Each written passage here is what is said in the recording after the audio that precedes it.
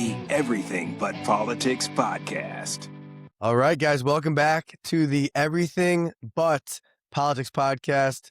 A real honor today to be alongside Lance Graulich. Lance, great to meet you. Thanks for being here with us. Thank you, Merrick. Very exciting. Welcome. So I want to begin. We touched on it just previously, but what is the difference between franchising and licensing? Question that is super common. Franchising, if you think about control, think about McDonald's. Mhm. Everybody, it seems, watched The Founder, Yeah. the Founder movie. It's all about exercising control. So certain uniforms, grill, the setup, the locations approved by the franchisor.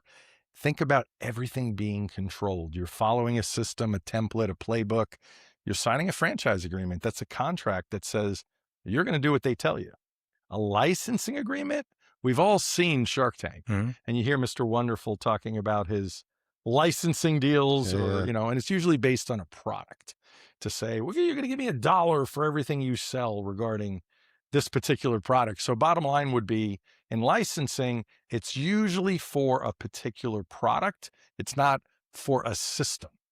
It's not for an entire business model. Franchising, again, it's all about control, and that's the big difference. So that's the litmus test. Do you want to control everything, or is this just a product? The squatty potty. Remember that on Shark Tank a million years ago? If you want to do something with the squatty potty, that's not a franchise. It's a product that's a licensing deal for that particular product. And who created the concept of franchising? Oh gosh, franchising been around since A&W and some of these old concepts in the the 20s or something. It's funny. I wanted to put the history of franchising on my new website because so many people don't know. I don't even remember when it started. I was born in 66, but it was way before me. And it was for the purposes, look, the federal government. So great question. The federal government regulates franchising. It's the Federal Trade Commission. And each state, kind of like education, each state gets to decide how stringent they're going to be with the rules for their state. And maybe the audience won't have to guess too hard on this, but some of the Democratic states, there's no politics here. Some of the Democratic states, California, New York, Illinois, several others, pretty strict with franchising. They'll make it a little more stringent than what the federal government lays down. Interesting. So when we're setting up franchises for new businesses, we ask, do you need to be in a registration state? They said, well, what's a registration state? Well, just so happens New York, California, Illinois, et cetera, Michigan, Minnesota. And it's just a couple of extra steps, and you have to wait for acceptance in order to sell franchises in those states. Got it. So it's really on the franchisor side, has nothing to do really with the franchisees. Although the states believe they're protecting the franchisees. And you're waiting for acceptance from the Federal Trade Commission? No, from each individual state. So if you want to sell franchises in Nevada, there's no extra rules. You have a franchise disclosure document, franchise agreement, boom, you could sell in Nevada, where we're doing this podcast from, right away.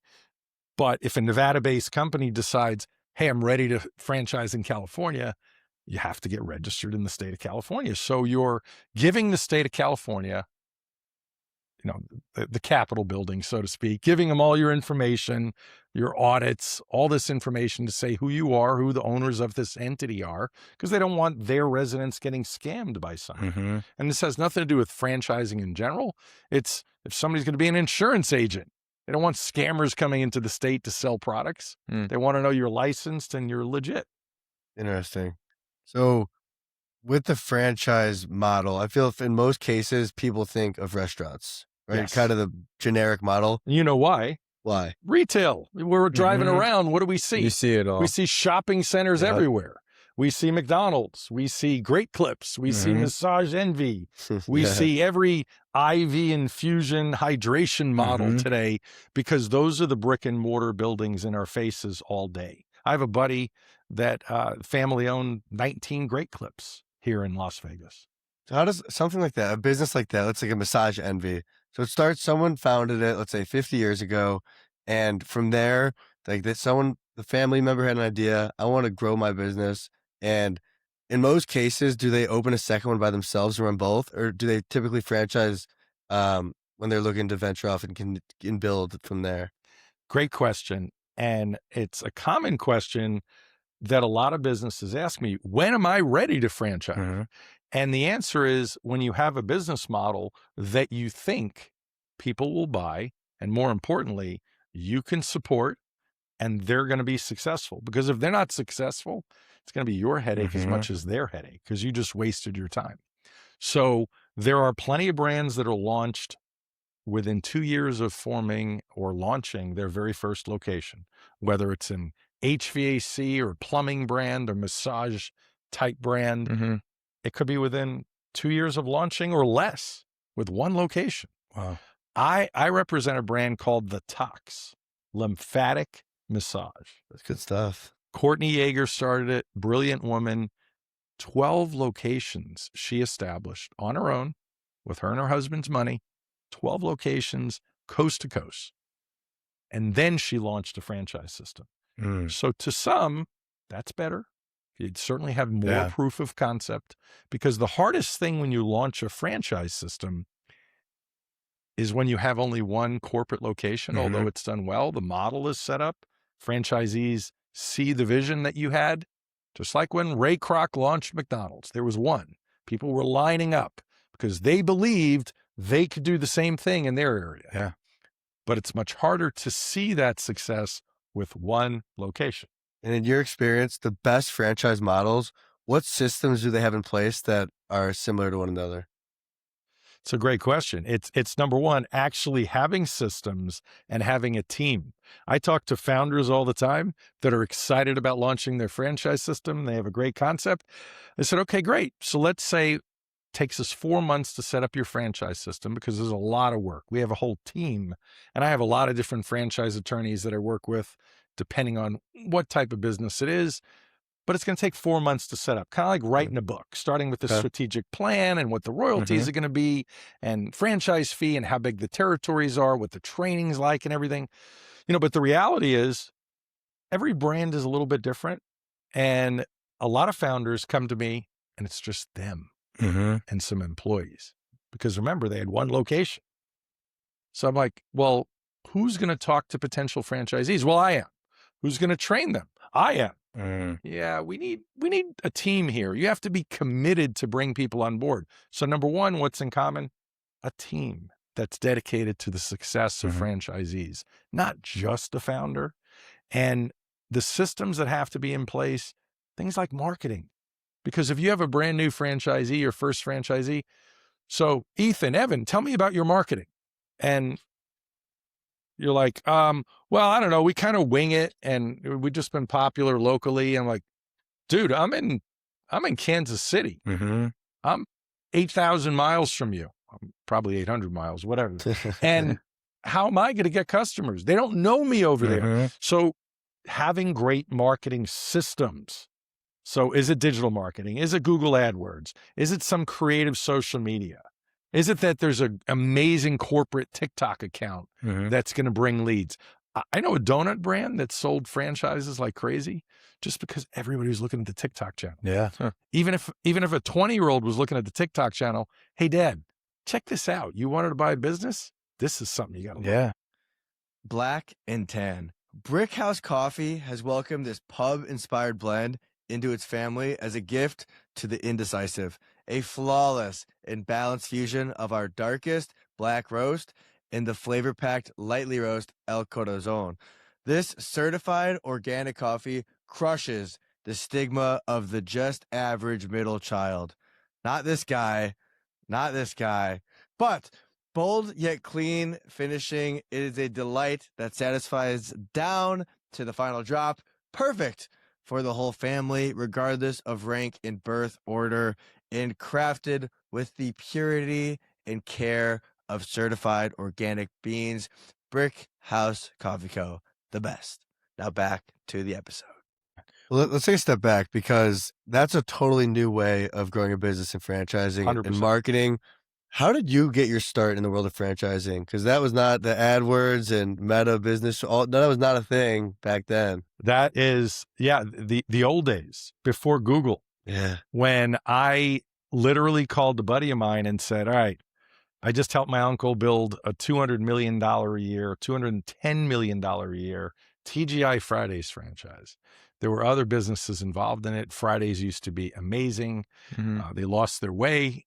My uncle had gotten out before that, but I left Wall Street working for, the family business, so to speak. I was bored, didn't want to be in the concrete jungle, follow my uncle, built this thing, like I said, $210 million a year.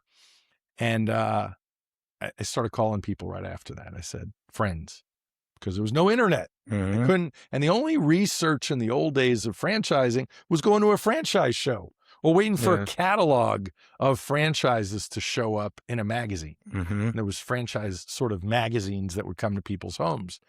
And so I called a buddy and he said, WingStop is a good brand. I said, what the hell is WingStop? And this was like 2002. And I said, what's WingStop? Well, it's chicken wings. And I said, interesting. Buddy of mine's the new CEO. You got to check it out. So I did. And it was kind of a shit show. How many locations did they have at the time? There was only like 40 locations, if I remember correctly. Where are they based out of, They were based out of Texas, at a Garland, Texas, Richardson, Texas at the time. And there were, like 40 locations, and it was a shit show. It didn't look pretty. 40's a lot, though. What was that? 40's Well, a lot. Yeah, but there weren't a lot of franchisees that I spoke to immediately that were thrilled. There was new ownership that came in. There was a single owner before who was a smart guy, but he was still figuring it out. So that's the thing when you buy a franchise that a lot of people don't understand. There's a lot of integrity to the process. So if you do an acquisition, you're just talking to the people that own this independent business that they created and hoping and praying that everything they tell you is legit and it's, it's going to be helpful to your success. In franchising, you have an opportunity in the process to speak to existing franchisees about their success. Great brands want you to talk to the franchisees and say, hey, Merrick, how's your experience with WingStop? Man, Lance, it sucks. I mean, I'm struggling. Food cost is high and, the vendors, they haven't had, it's not all figured out. And I heard those things in the old days. Chicken prices are high and people don't want only chicken wings. They ask me for a burger or chicken fingers and we don't have that. Those are things you'd hear in the early days. So, but the point is, I believed in the new leadership and I believed in this concept. Not only did I get in, but I built a whole bunch of restaurants. I got voted on the Franchise Advisory Council which a lot of brands have, voted by my peers. I became president of the advisory council. Wow. And our team of advisors, if you will, franchisees, helped guide WingStop to what it is today. And it became a huge success. When I joined, the average WingStop in the franchise disclosure document said $600,000 in revenue with a really high food cost. Per location, which is not good for a restaurant that was costing about $300,000 all in. I mean, it wasn't bad, actually, the investment. $300,000, you do $600,000 in revenue, a 2-to-1 ratio. It wasn't terrible, but food costs was so high. So all of a sudden, I had a store I remember opened. I have it on my desk at home. Did like 35,000 opening week. It was the busiest WingStop at the time opening week. Those records have been crushed since. There's $2 million a year WingStops plus these days. But when you get into a franchise, part of that exploratory is understanding what kind of success are they currently having, and are you willing to roll the dice? We're in Vegas, so I could say. Yeah, I like that. Yeah, well, and speaking of WingStop, what is the average revenue now? And then what is the profit margin and the franchise fee monthly? So WingStop, I don't even represent WingStop. WingStop's pretty much done. They don't really have anything available. They're not growing anymore. Well, they're growing, but in a lot of cases, they're growing from within with existing people franchisees building out the model. More of them, yeah. But it's not like I don't think they have any spots in the U.S. that they're hurting to find somebody. Yeah. But everybody can look up the franchise disclosure documents. In your state, it might not be openly available, but they're public access sort of documents. There's a fun fact and trick. I go to the state of Wisconsin, and if you Google Wisconsin and FDD, there'll be a search box that comes up. And if you put in WingStop, it'll give you the WingStop FDD. Interesting. But WingStop's doing, the average is probably $1.3 million, somewhere in that range, if I had to guess. Which states are the most franchise friendly? From the franchisee perspective, it's just really about business friendly. So right now, as you guys probably know, Texas, the states with no state tax are hot.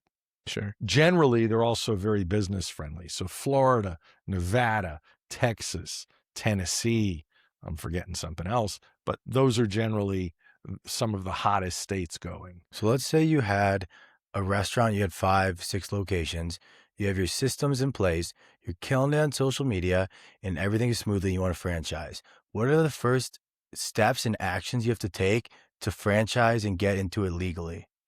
5 restaurants would be awesome that, and you're doing well and you have a history of showing sales growth and systems in place. The first step is a phone call with me, and I go through talking to the owner. I'm talking to the owner, pretend you were the owner, and hearing your history, hearing where this whole idea came from, why you think you're successful, why you think you're going to be successful across the country. Because interestingly, if you think back to Dunkin' Donuts is such a successful brand historically.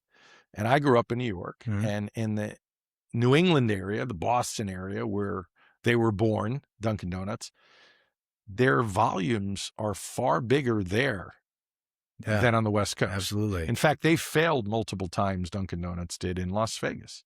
I had an opportunity to join Dunkin' Donuts in Vegas many years after I left Krispy Kreme, because that was another venture of mine. And a lot of people know me in Vegas because I started a brand that's very popular called Pink Box Donuts. So I started that in about 2010, 2011. I started that from scratch with a partner that called me and said, "Hey, you know how to create stuff and you know something about donuts. Can you create us a donut brand?" And I did. Now Pink Box is been a big deal. We saw him at Bagel Mania yesterday. Exactly. The same owner of Bagel Mania owns Pink Box now. Okay. So the bottom line though is, for you, if you have 5 locations, they're generally successful and profitable. You can attach a royalty to them. So let's say an average location does $1.5 million a year. You're making, you're netting 25% or 22%, whatever it might be. Royalties in restaurants are generally lower. So like if you're a home service brand where the margins are bigger, or a senior home care franchise brand, the royalty might be 6%, in some cases 7%. When it comes to restaurants, it might only be 4 or 5%. But can you tack on a 5% royalty, which is for the franchisor on top of this? Because if you had 5 restaurants and you were only netting 10%, you might be happy, but you can't tack on a 5%, 4% royalty to franchisees, because if they don't have your volume, they're losing money. Understood. So that doesn't work. So there has to be what I call a profit path. And if you're willing, even if the systems aren't in place, the 4-month setup process gives us a good runway to be able to start developing additional systems that aren't in place. I'll tell you, when I got into Krispy Kreme with a partner, I was invited into that partnership because he was struggling, and I got into WingStop on my own. Their operations manuals and systems for both those brands were shit. Really? I got handed a recipe book practically and how to greet customers. Like, there was no systems per se. I mean, they'll tell you they had a system for ordering, but every restaurant has a system for ordering. They'll tell you they get food twice a week and they have to put it on the shelf when it gets in, either in the walk-in or in the storeroom. But there was no real roadmap. So what was that 4-month plan that you mentioned that these restaurants had to go through? Anybody setting up a franchise system, it's typically, for us, we have a 4-month roadmap. I have a buddy in the UK called me recently. I have an amazing concept in the UK. Actually, I can't tell you the name yet. And we're setting it up for franchising. Okay. It's got a whole bunch of locations in the UK, nothing in the US yet. And I said, how's your operations manual? How's this, blah, blah, blah. But we already had the first call. We had the onboarding call with our team. We go through the strategic planning process. Typically, Sean is one of our guys on the team, takes everybody through the strategic planning process. And then we continue to move on to, laying out everything that we need to put into the FDD. If anybody Googles what is an FDD, it's the franchise disclosure document. Okay. And every state regardless, is going to require that you present a franchise disclosure document to anyone serious in the process looking at a franchise. Some brands give it to you after the first phone call via DocuSign. You have to digitally sign that you received it. Some brands don't give it to you until like the third phone call. But at some point, you're getting disclosed, and it has everything in there. So like item 7 of these 23 items is investment. So item 7, it's going to show to open this, your restaurant. It's going to say 400,000 to 600,000. And there's always a big range because of contractors. Of course. Leasehold improvements. Your family's in the business. In the restaurant business, you can find a great space. Maybe the rent's cheap, but you have to spend an extra 150, You have to build it out. Absolutely. just with the contractor. So as an example, the item 7 is the complete investment. What's the insurance? This isn't a forecast. These are actual real numbers from either corporate locations or franchisees or a combination of both. And then like item 19 is the earnings claim. So you mentioned 5 stores. Maybe you put full P&Ls on the 5 stores to show people. So there's full transparency and people feel good about getting in. But there's a lot of pieces in between that as well. And what's the process is once they're with you and they have all the agreements and everything signed and ready to go, how do you guys find people that want to open them? It's a great question. That's the $1 million question. Like, lead generation. You have a great idea of how do you get someone who wants to do it? Lead generation, customer acquisition. It's probably the most often asked about topic for any business. Yeah. How do you get your customers? The immediate answer is if you have 5 restaurants right now, there's interested people. There's a few people going to those 5 restaurants. There might be 500 people really interested in doing this. But of those 500 people, there might be really 3 or 4 Who want to run serious and qualified Yeah. that are ready to run one of your restaurants. And that's how it often happens, is you get the first few franchisees like that. So I have a buddy, Sal, that is from the Northeast, and he owns a cool bounce house concept called Busy Bee Jumpers. Okay. Commercial graded, not just for kids, for adults. Sal did $5.5 million the previous year before he launched the franchise system. Okay. And he had a bunch of territories, just corporate, for Busy Bee Jumpers. And his first franchisee, I might get this wrong. I know who his first 3 franchisees are. One was a childhood friend, was his first one of his first franchisees. I think the real first franchisee was his chief financial officer. Logical. An employee becomes a franchisee. A best friend becomes a franchisee. And check this out. What's the first thing that people would say if you want to own a bounce house franchise? Are you joking? A bounce house? Like something that could take off in the air with kids in it and kill people? Right? First thing people think about is liability. Yeah, no doubt. So when I said something to Sal privately before I was going to start repping him, like, hey, Sal, I have to ask, what about liability? And he said, my 3rd franchisee is my insurance guy. And I thought to myself, that's brilliant. That's the perfect story ever. So the reality is they teach people how to do the right things, because if you know the dangerous part of the business, it's like in senior home care. I have people go, senior home care? What if one of my caregivers kills somebody? Well, it doesn't really happen. There's training for this stuff. So hopefully that helps. Yeah, that's very interesting. What business within their own franchise model has the most success in your opinion? Repeat the question again. What business's franchise model has the most success? So when I have people reach out to me, and when you talk about, lead acquisition, customer acquisition, social media is where people see things. There's a lot of brands that do a lot of content, a lot of blogs, all kinds of things, a lot of public relations type stuff that get people excited. So when I have people come to me, one of the first questions is their budget. Just like buying a house. What's your budget? How much cash do you have is another way I ask. Yeah. I love when people tell me it depends. It depends. So you have millions Or no, I got like 100 grand cash. Okay, if you have 100 grand cash, you could pretty much do any franchise that I have.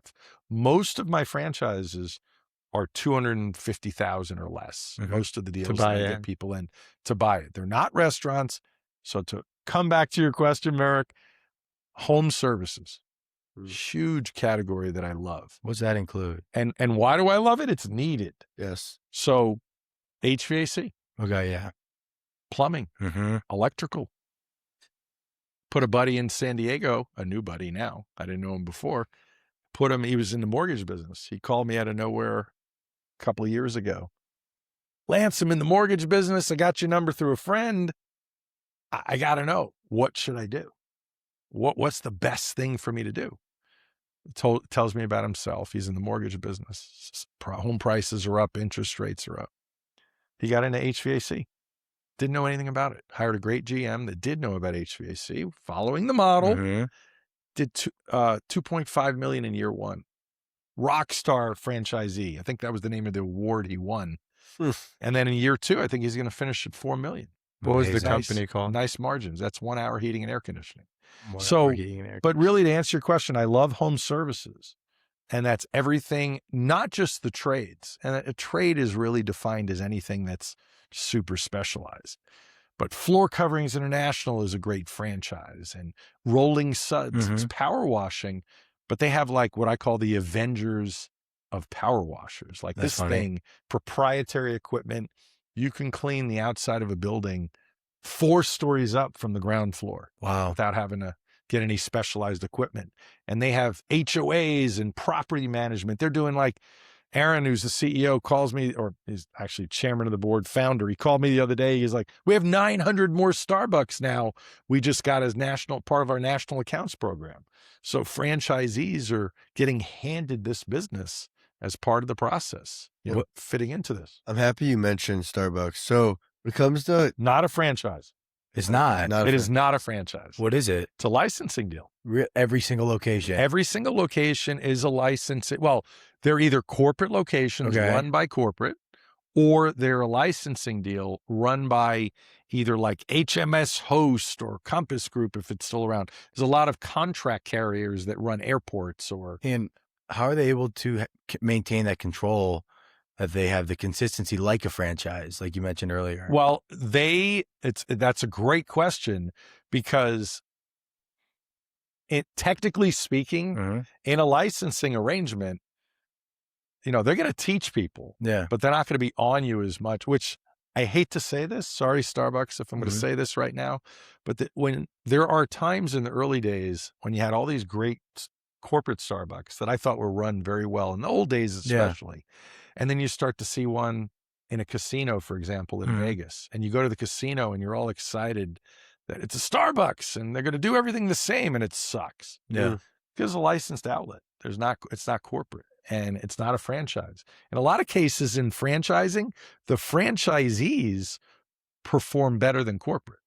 Do they That still makes have more to that order makes more their sense. beans and products from the same place? Oh, absolutely. Starbucks with a licensing deal, especially, you're still gonna, and that's one of the only real requirements. I mean, there's others. It's not as tight as a franchise, but you're gonna have to still get your products from the same place. Like where is a Starbucks not as tight as a franchise? Like what aspects of the business for Starbucks do you see is not as tight as a franchise would be?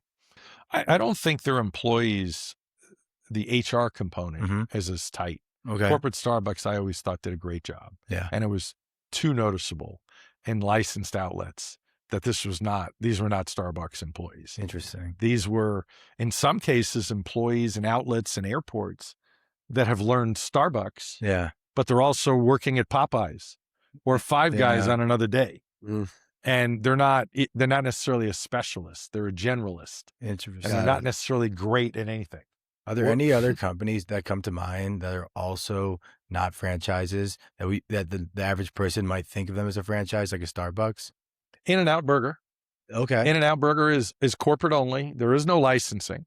It's corporate only, and on occasion people do think they're franchises. Now, Chick-fil-A is a big topic because Chick-fil-A has a franchise model, but it's nothing like a franchise model in that when a normal franchisee exits a franchise, sells their McDonald's, sells their 1 hour heating and air conditioning, they make money. Well, you hope if they've done well, they exit, they had equity, they have upside. I know a guy that exited for $100 million from his franchises in the garage doors space, to be exact. Chick-fil-A, you don't have equity. Really? You're essentially a managing partner, unofficially, Okay. where you get a salary and you get a profit sharing deal. So But you have can't sell nothing it. to sell. You can make $500,000 a year, $600,000 a year, but you are almost considered like a glorified employee. I say that. Chick-fil-A. So it's not a franchise, or it is a franchise? Well, it is. It is. But okay. it's a hybrid version. They've where tailored it. You don't have equity. And I think the franchise fee is like $10,000 last I checked. I see. And it's harder to get into that program as a Chick-fil-A owner than getting into Harvard Law School. Really? Yes. So let me give you an example. So with the Chick-fil-A franchisees and managing members, would they be W-2s, whereas your Wingstop people are 1099s? I'm not sure on the legalities of that. More than likely, Chick-fil-A franchisees, they're not going to be W-2 employees because they're not employees. They're independent contractors. They're a franchisee. I'm not sure exactly how their structure is. I'm not involved with Chick-fil-A. On that How about a level at all. Wingstop then? A Wingstop, a franchise owner, you have your own business. So Okay. whether it's an LLC, S corp, You're not an it's your employee. business. You're of not Wingstop. No. And let's No, say no. the Wingstop. And they're not. Those folks should not be employees of Chick-fil-A. They're going to have their own entity. But the employees, I mean, again, a hybrid. It could be those employees are still Chick-fil-A employees. I'm not sure how they structure it. I was going to say, if you own, let's say, 20 Wingstops, I'm assuming most of them rent the building.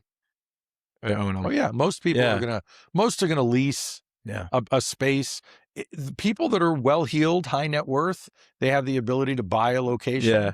Maybe they buy a shopping center and throw a Wingstop in it. So nothing stops the franchisee from buying. If they want to buy the building, they can buy the building. And the best example of that is McDonald's. Yeah, exactly. Yeah. McDonald's today is still a good business, but it's not like it was in the old days. Do you If still have bought to the buy real it? estate?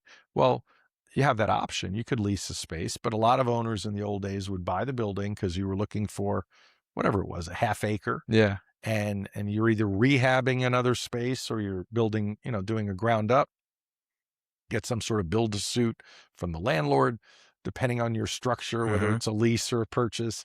But the idea is when you own the real estate, you're your own landlord, and then you have a cash flowing business on it. Yeah. Life you're gonna doesn't get get any better. And then, wait, 1 second. Yeah, go ahead. In another position, if you have a lot of locations, can you? Sorry, I lost my train of thought for a second. It's okay. It'll come back to me. So I was going to say, speaking of McDonald's, if you've noticed recently, they've been painting them all gray.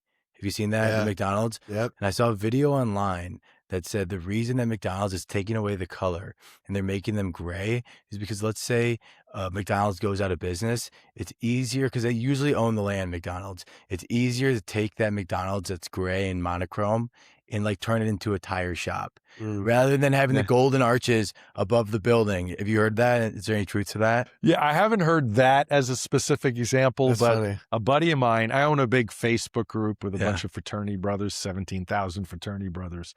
And one of the fraternity brothers put a picture of a McDonald's that looked exactly like what you were talking about. And he wrote in his little editorial, they're pulling out the soda, no more self-serve beverages, no more this, the color palette's changing.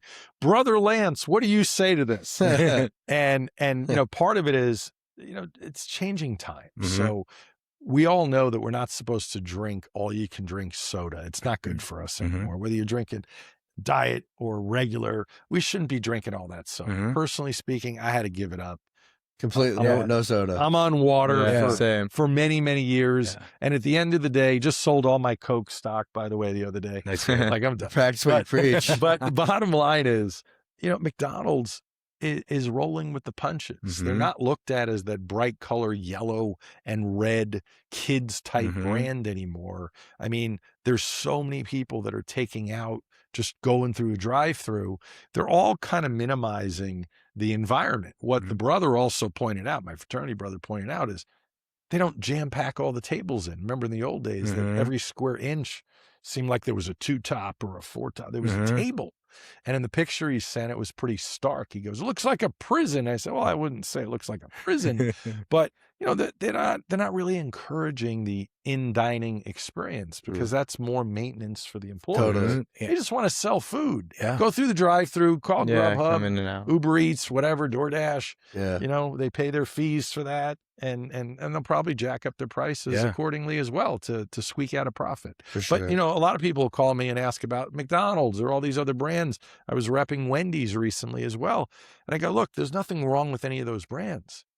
But you got to have at least 500,000 cash, last I checked, for McDonald's and some of these other brands. And it's a much bigger loan and investment and a headache with the employees and everything. When you can do a senior care franchise, Yeah. you can do What's the cost of that? home services, you can do a business service type brand.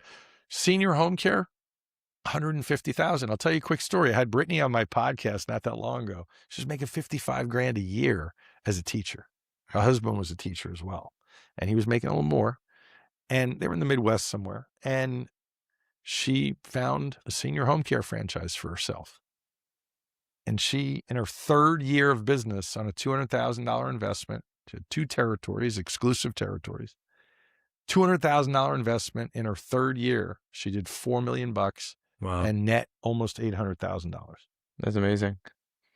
Have you looked up what the average salary or income is of someone in America? What is it? 800,000 puts her in the top 1%. Yeah. Definitely. What is top the average 1%. salary in the United And she was at States? 55,000 a It's year. probably around that 55. Average salary, I mean, it could still be about 55,000. Yeah. There's such a Could- divide right now So too. I do remember what I was gonna say now. When looking for like a location, are you looking for like built out kitchens ever? Like it seems like Yeah. that would be a valuable thing to have, so you don't have to put the cost on the franchisee. So some franchise brands are a real pain in the ass Yeah. with the build out. So for example, a buddy of mine was doing Jimmy John's, and my friend Chris set Jimmy John up to franchise. Imagine setting a guy up to franchise, guy with energy like Jimmy John. If Yeah. you've ever seen Yeah. him, his name's Jimmy John. Yep. Came into Chris, say, "Yeah, I want to set up a franchise system, make some money." And he set up a franchise system, and all these years later, Jimmy John's now is a multi-billionaire. Yeah. Same guy. He hasn't- Shit, yeah. Chris even told me the other day, he goes, he hasn't even changed. He's the same guy, billionaire now. But Jimmy John's, just to rip on him a little bit, and he's out of the business, Yeah. just to rip on him, in the early days of Jimmy John's, they'll let you find a location and they'll look at it. Corporate has to approve it. Again, the control. Mhm. Corporate has to approve it. They're going to look at it and go, yeah, we're going to have to rip out, that tile's not going to work. You got to rip out that floor tile, put in something else. And the walls are fine. Just repaint it our colors. Yeah, those lights are terrible. We're going to have to change that. Whatever. And it might not be too bad. Yeah. Well, all of a sudden, years later, when they're successful, it's hell no. You're going to gut this whole place. Interesting. And at Jimmy John's went from, 250, 260,000 to open to like 450,000 Really? to open. And it still worked Because though. specific tile it has to have, and like Yeah. In-N-Out Burger. In-N-Out Burger, they're gonna gut the place and build everything the way an In-N-Out Burger needs to be. Interesting. Wow. It's not gonna look like a rehabbed restaurant. It's gonna look like an In-N-Out Burger. Yeah, they So do. everybody has their version of their standards. And you're going to have to go by that. But those are questions in the due diligence process when you're deciding what franchise to do. Those are things that I would bring to your attention. I have people ask me, well, Lance, what if I have to move? What if I have to move? That's a good question. I mean, Yeah. usually it doesn't happen. What if you get divorced? Mhm. That happens too much. Shit happens. Yeah. Appropriately named El Corazon, the heart, is a culmination of strenuous labor and enduring passion for exceptional coffee. Not just any coffee, Brickhouse coffee. This organic gem embodies the very essence of Brickhouse coffee in many more ways than one. Each sip reveals the culture and authenticity of the farmer's personal touch. Nurtured through organic practices, lightly roasted, flavorful, and highly satisfying. Each certified organic bean is a gift from our Honduran brothers and sisters, and we're proud to extend this pure and heartfelt piece of our heart to you.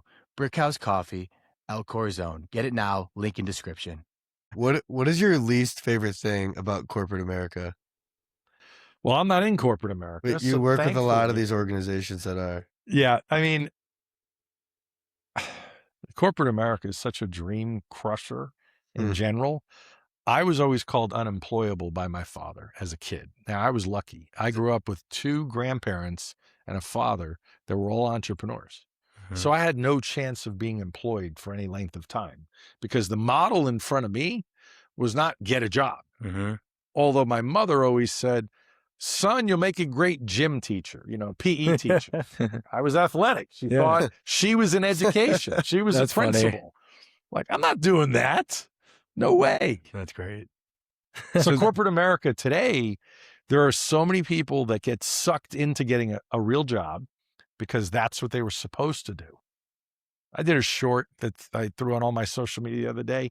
Don't blame your mom. It's not your mom's I saw fault, that. even though your mom said you should just get a good paying job and find a nice girl and get married and have a couple of kids and get a house. The world's changed. How did you No. parent with that said? What was that? How did you parent with that mindset? I always said, follow your dreams. To this day, follow your dreams. One of my sons is a filmmaker. Yeah. And everybody told him he was crazy. And my wife and I looked at him and said, go for it, buddy. Ron Howard, was Opie in the old days of an old show you guys wouldn't remember, the Andy Griffith Show. He was a little actor and giant superstar producer, director today. Steven Spielberg had to start somewhere. So I've become executive producer on multiple movies for my son. We have another movie coming out, but I always want to push everybody, the audience included, get out of your comfort zone. There's a better world than what you're living in now. If you want it, you want it. And then the other part of this whole thing is what's with these people all retiring? I see all these people talking about, I can't wait to retire. There was some guy that looked like he was 35 on LinkedIn literally yesterday. He literally didn't look any older than 35 saying, hey, I'm retiring, but I like what you're doing and I can introduce you to one of the people that work for me. And you know what my response was? He probably didn't like it. Retiring? The hell are you going to do? Yeah. There's a reason Warren Buffett didn't retire. Put yourself in a financial position to retire and don't. And the reason for that is people die. When you have nothing to live for, how much can you travel? I just got back from Maui. I have a trip every month. Yeah. Sometimes 2. Because I never took vacations before. I never cared. Now I like them. Put yourself in a position to retire. Put yourself in a financial position to my retire and don't, which is what Warren Buffett did, which is what a lot of people do. That's some of Look the at best Elon game Musk. ever dropped on this podcast. Look at Elon Musk. Yeah. He's another example. He's never going to retire. Nope. He's going to do that till he's dead, just like Warren Buffett. I mean, Warren Buffett's alive, thank God. Yeah. So what fires you up?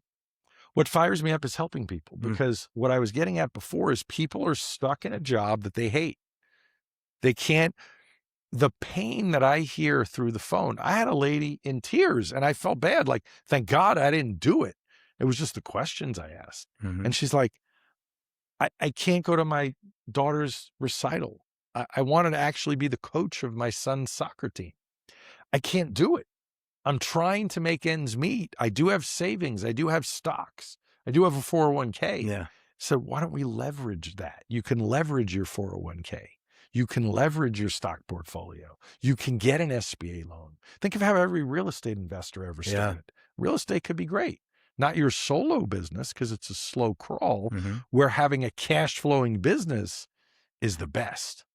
Real estate can be fabulous as well, but they all start with leverage. You're getting a hard money loan. My old brother-in-law from my ex started with a hard money loan from a buddy of his. Built up a $5 million portfolio in no time.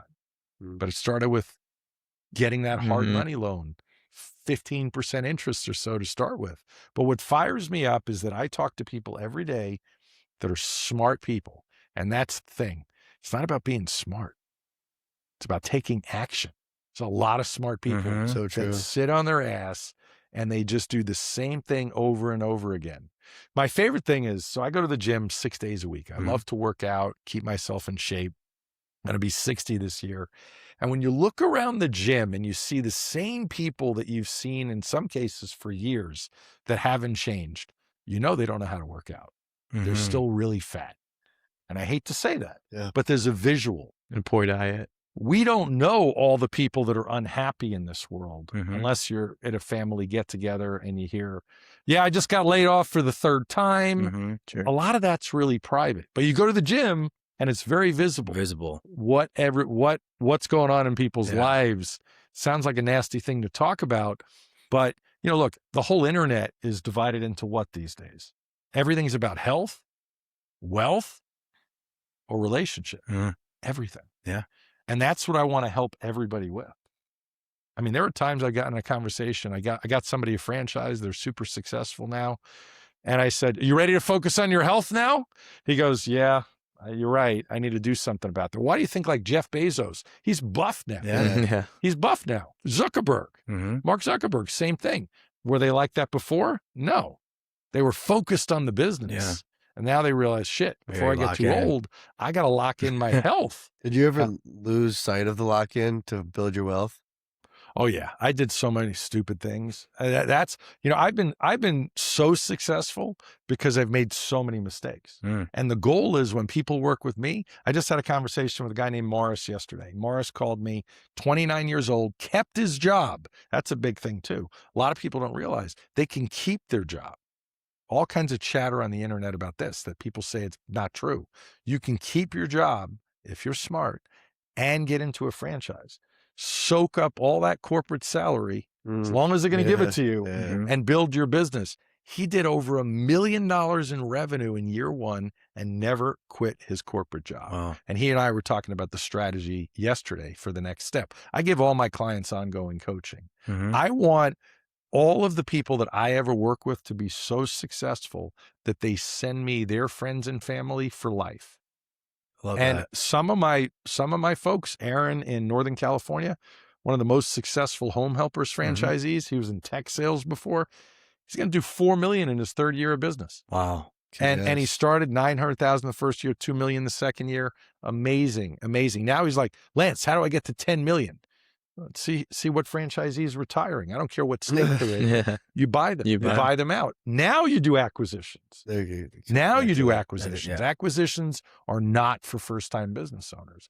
So there's a lot of strategies, but what really gets me excited is truly helping people because I've made the money. Yeah. I don't need to do this anymore. I do this. I'm going to do this for the rest of my life. And I freaking love it. I love getting on the phone, helping people. And sometimes I push hard because I know there's somebody good on the other end of their phone, but they're scared. They are stuck. People get stuck. Sometimes I feel like I'm talking to somebody in quicksand because they have a spouse that doesn't want to do anything. We call that spousicide, where your spouse kills your dream. Yeah. And you know, like when I'm talking to a woman that's married and the woman calls me, I had one of those calls recently. I said, I don't ever say, "Does your husband need to be involved?" Because that could be very offensive. Sure. If I say that to the guy, the guy's like, "Yeah, my wife makes all the decisions." Yeah. If I say that to a woman, usually the woman makes all the decisions anyway, you know? That's funny. So it's amazing what I do. And by the way, it's free. I get paid by the brands. So anybody listening, if they go direct to a franchise to buy a franchise, you pay a franchise fee to join. It's like if you want to go to a Tony Robbins mastermind, you pay 50 grand. Same thing here. You pay your franchise fee. That's your entrance fee. And you pay the exact same entrance fee, whether you met me or not. So there's nothing, no payment. Nobody's paying me anything. And what is your relationship like with risk now at 59 versus 30? Interestingly, at 30, I was nuts. I did some crazy things, getting into things that I shouldn't have, got married too young. That was a disaster. But I am definitely more conservative, and I have to be very, very careful. There's a new brand called Durafleet, started by and shout out to Patrick, he just turned 31, Navy SEAL, started at 18 in the Navy. His SEAL training, Bud's training stories were amazing. You watch that podcast with him, hysterical. Not hysterical to him, hysterical to me after the fact, listening to how he got in, and he was a successful, amazing Navy SEAL. He's got a brand called Durafleet. Durafleet does fleet maintenance and breakdown service for commercial vehicles, big trucks, 18-wheelers, any kind of big trucks. And so you talk about risk. I don't really think, I'm a very seasoned veteran at owning businesses. Yeah. I know how to be successful. And I don't think in any of my great franchises, there's any risk, because there's a model in front of you. You can see people successful. What you're really betting is, if I see Merrick successful at Durafleet as a franchisee, I'm going to go, or Ethan and Evan, you guys are all successful, 3 different franchisees I speak to. I'm like, cool. I'm at least as smart as them. All right. Truthfully, I'm smarter than them. So I'm going to do better than you. Well, how about And this then? that's how you feel. That's how I feel. As a veteran in business, and in particular the franchise space, what's the biggest mistake that you see? In the franchise space?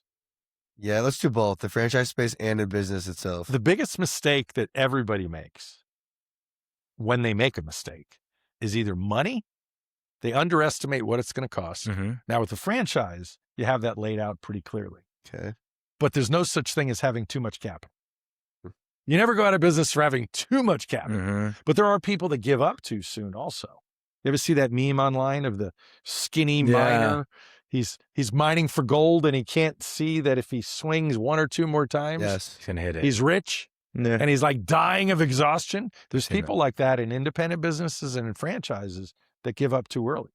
Oh, I thought I was going to do 2 million this year. I only did 1 million. This is too much work, and they sell prematurely. So having enough capital, but also one of the most often underestimated things today, everybody talks about, I can't find people. I think that's bullshit. That's the mirror test, I call it. Look in the mirror, because the problem is you. You can find people. I'll tell you how to find people. The problem is you might be an asshole. And you have to build a culture of excellence where people want to work for you. Funny story, when I was back in the TGI Fridays days, I was running a really busy TGI Fridays as a GM before I kept getting promoted to regional manager and above in the early days. And funny story, true story, the head waitress that everybody respected, her name was Karen. She was a Karen. And Karen said to me, do you mind if I talk freely? We were one-on-one in the corner of a restaurant in the busy afternoon. You're an asshole, she says to me. Okay, you spoke freely. What do I do with that? Well, I'm trying to help you be a better boss. And I was still super young. I was probably 23 at the time. And that changed me. And every single future franchise owner or business owner in general hopefully has a Karen in their organization, or they hear this story and they check themselves before they wreck themselves, that building a culture and being able to supervise and manage employees and build a great company culture is severely underestimated everywhere. And what does happen a lot with acquisitions, young guy like Merrick sees an amazing business. He puts some family money together. He has some of his own money. You buy this business for $2 million, you get some financing. And the first thing that happens is asshole Lance or asshole Merrick that's running the business pisses off the top 2 employees. Of course, the shit employees stay. It's the best employees that leave. And then now you're stuck with nothing but a lot of debt. And you have no idea what to do now. What happens with those guys? Well, a lot of them go out of business. A lot of them sell immediately, saying, I can't do this. And that's why you get into a franchise, because there's a checklist. So if I connect you with Home Helpers, Bobby, who you're going to talk to, the big VP over there, it's a buddy of mine, he has a checklist. He's going to make sure he asked you about this. He heard your answer about that. He doesn't believe you on that. And he's going to talk to me and go, what do you really think? Do you think Ethan or Evan can handle that? Well, you know what? Let me talk to him, because I want you to be successful. I did have a guy years ago that bought a franchise. He bought the cheaper franchise because he wanted to save money. Yeah. And I said, but you don't have the sales experience, and that brand is really sales heavy. They keep telling me you can do it. 6 months later, he calls me with his wife. He goes, I can't do it. I told you this. We had this conversation. He goes, yeah, I don't want to get out of bed anymore to do this. I can't do this. I said, all right, well, sell it to your cousin. That was the backup plan. And he did. Well, I want to Can you talk. smell it when someone, whether they got it or they don't got it? Usually I can. Yeah, usually I can. There's an aggressiveness. Roy in San Diego with 1 hour on the first phone call, he's like, I trust you. What should I do? And I go, well, tell me more about you. And he said, I want something that's a need, not a want. I want something recession proof. I'm in the mortgage business now. Home prices are high, interest rates are up, so I'm not really doing much business. I need something better than that. And that's when we talked about HVAC. And he immediately said, introduce me. And that's what I did that day. Normally I don't introduce people that quickly. 17 days later, he was a franchisee.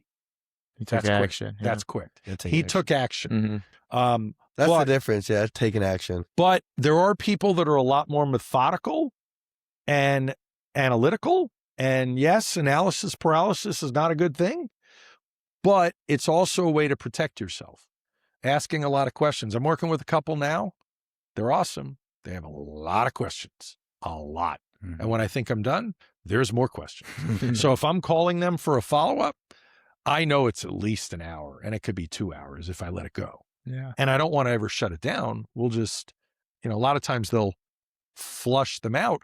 But that fear, that anxiousness is typically a lack of education, a lack of knowledge. And some people take a lot more time. There are some people I talk to for a total of 2.5 hours before they get a franchise. They're talking to the brand a lot more, but I might talk to them 2.5 hours and that's it. There's other people I might talk to for 20 hours before they get a franchise. I might talk to people for 2.5 years before they get a franchise, but I don't ever push people. Yeah. That's good. It's like somebody that wants to work out and wants to lose weight. I need a nutritionist. I need a trainer. I need this. Are you ready? Are you Yeah, are you just are you want it. interested or are you committed? Big And difference. I'm committed. I'm committed. So I want to talk about the franchises that don't work. Some that come to mind are Boston Market crashed, TGI Fridays you mentioned, B-Dubs has got rid of a lot of locations. Yep. Why does that happen? What's usually the cause of those? So it's an excellent question, and it does come up with some of my clientele, and the answer is, number one, you have to look at the leadership of the organization. Sure. When I was with TGI Fridays was the best thing in the universe. It was amazing. It was like when Cheesecake Factory, because a lot of people don't even remember TGI Fridays, but when it was great, but it was like Cheesecake Factory in its day. It was big menu, a lot of Yeah, stuff. we used to go a lot when we were younger. Great desserts. It was amazing. Great company culture. And there was the top two guys, Nick Galanos and Dick Rivera. I remember the names. Nick Galanos and Dick Rivera were amazing. One was the president, one was the CEO. And for whatever reason, one left. And then within a few months, the other left. Yeah, they'll do it. What year was that? This was in the early 90s, mid 90s, Okay. mid 90s, early 90s.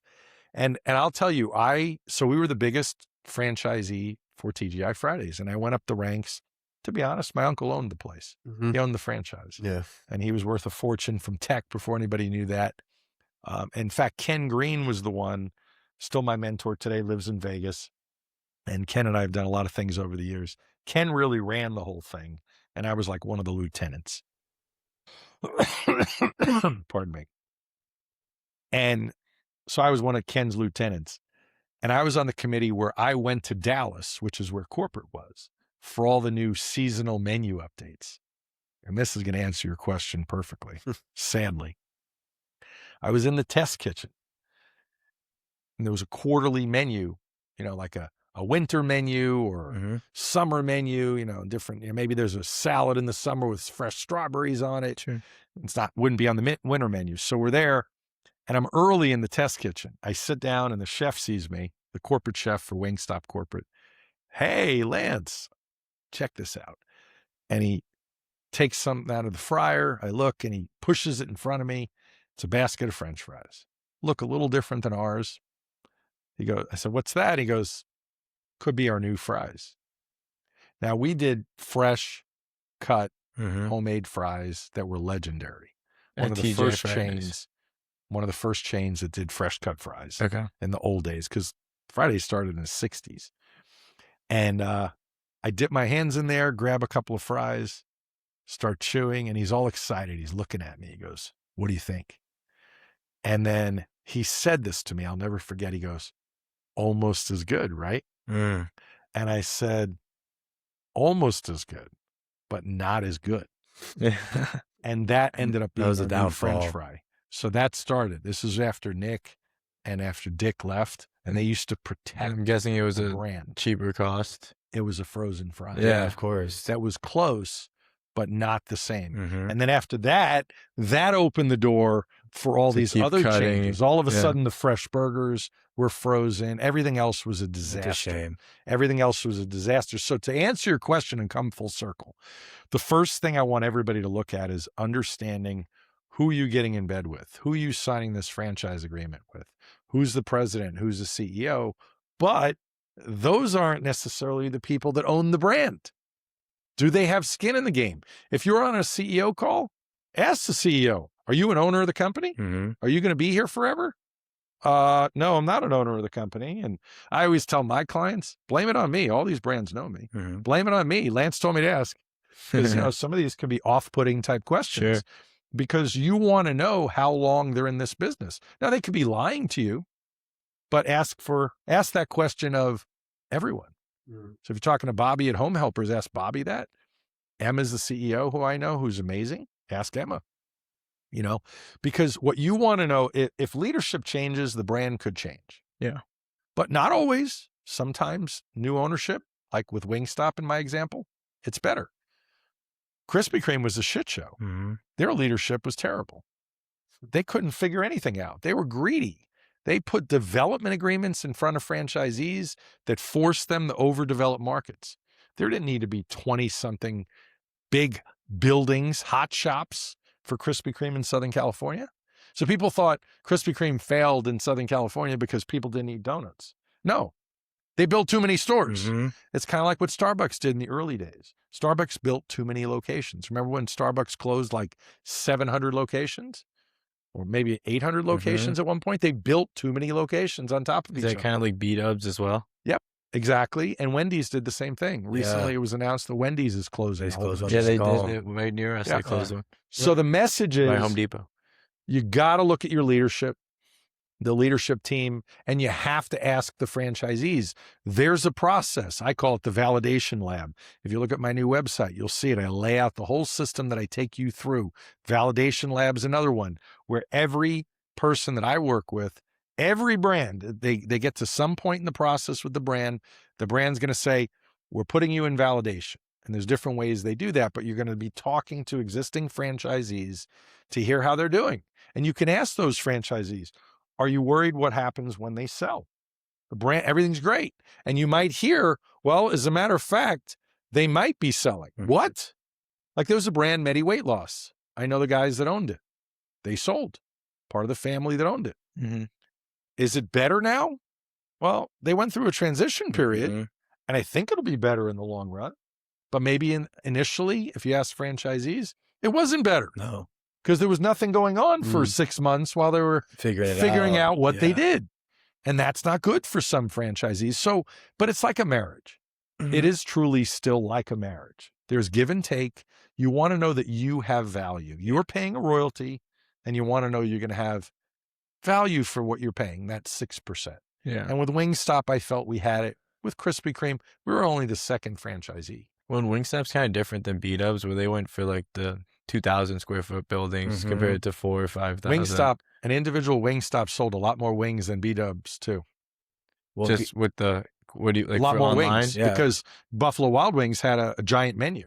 Yeah, that's fair too. they're kind of create like a vibe. It's like, kind of watch the the- game, beat ups, like grab the food. It's kind go of like home. Raising I mean, Cane's. You get Wingstop, wings. grab the food, go home. Exactly. Cane's kept their menu tight, Yeah. like In-N-Out Burger. Mhm. Yes. The old WingStop executives have a great brand that I love now They asked me to do it in Vegas. It's called Huey Magoo's Chicken I haven't Tenders. seen that. Yeah. Huey Magoo's is a brand that so many people have never heard of, Never and heard they're of it. killing it. Killing it. They have grilled tenders that are amazing. How many locations? 100 and something. Wow. And but they have big franchisees. You cannot be a franchisee with them unless you have had experience owning multiple That's restaurants. smart. That's good. And they're selling huge territories. Like if I did it, I would get all of Nevada. You get Wow. the entire state. Well, yeah, I would. I got one more thing. I got something interesting. So you got me thinking about success, right? And everyone has a different definition of it. It's so unique Yes. because we live in a world where I need $1 billion. yeah, you can have a guy who makes $1 billion a year working like a top executive job or owning several businesses, and he could be miserable. And he doesn't think he's a successful person. But then you have like an Amish guy living on a farm making tables who feels like the happiest, jolliest, successful guy ever. What is your definition of success? My definition of success is actually the ultimate freedom. You Yeah. know, my time freedom, the ability to do exactly what I want to do when I want to do it. I said to my wife the other day, yeah, I think I'm going to take the rest of the year off. She goes, what? And I go, just kidding. You spend too much money. I don't have to dip in any stocks or anything. But my definition of freedom is literally about time and money. I have enough money to be able to do whatever I want, anytime I want. And same thing with time. I get to do whatever I want because I have all the time I want. Anything I choose to do, when you see me doing things, like I was just in Maui and I'm filming content in Maui. Yeah. Most of the time while my wife is hanging with her friends, if it was just my wife and I, she would be hating me. Like, hey, stop doing content and pay attention to me. But I love what I do. Yeah. So for me, you know, there was a point where I wanted to build $1 billion company, and I did have a burger concept that was outrageously successful. And that's when I first got divorced, and the air kind of went out of the balloon. Like, I got to start over again because I picked the wrong wife, start over. And now I've been with my new wife. It was not new anymore, almost 18 years. And Wow. the first wife was the practice wife. Second wife was the perfect wife. Yes. And so for me, you know, I've made it. But I do see a lot of people that are killing themselves to get to a certain dollar amount. And it's like, I don't know. I mean, I know guys that don't fly private and have all the money that they could fly private. Yeah. And everybody values certain things. And you see this, you know, like Warren Buffett didn't have a chauffeur-driven limousine. He drove a Cadillac that he had for years. And, you know, every 7 years or so, he might get a new Cadillac and lived in the same house, maybe with extra security, though. But We saw that house way back. yeah. You mentioned time. Hopefully that answered it. No, yeah. Beautiful. You Beautiful. mentioned time. That seems to be the thing. Like, obviously, time is the one thing that money comes and goes. We've learned that on our podcast, but time is the one thing you can't get back. Appreciate you sharing yours with us. Really. Yeah, this was Happy we were able to My make this pleasure. happen. Like, we really made it happen too quickly. So Quick phone call. And I can't believe how many of my friends have been on your podcast. It's fabulous. yeah, Great it's an honor small to world. feature you to this community. Those listening, they want to keep up with you and all your work. What's the best way for them to do that? Well, one of the things I was going to tell you, Next Greatest Franchise is my brand new show. 2 other celebrity franchise judges joining me, and it's launching soon. The landing page will be up by the time this airs. The landing page will be up, and it's on my website. So Beautiful. when you see my name, Lance Graulich, GRAULICH.com, my podcast is the Franchise Fit Podcast because it's all about the fit. And if it doesn't fit, Ain't gonna work. you must have quit. No, that was the glove. Yeah. I like it. Anyway, I'm all over social media. Yeah. You'll find me everywhere by my name. TikTok, I have some fun stuff. So yeah, happy to talk to Awesome. anyone. My services are free. I get paid by the brands. Amazing. Well, hope you guys enjoyed. Hope you learned as much as we did, and we will see you next Monday. Thanks always. Thank you. Peace.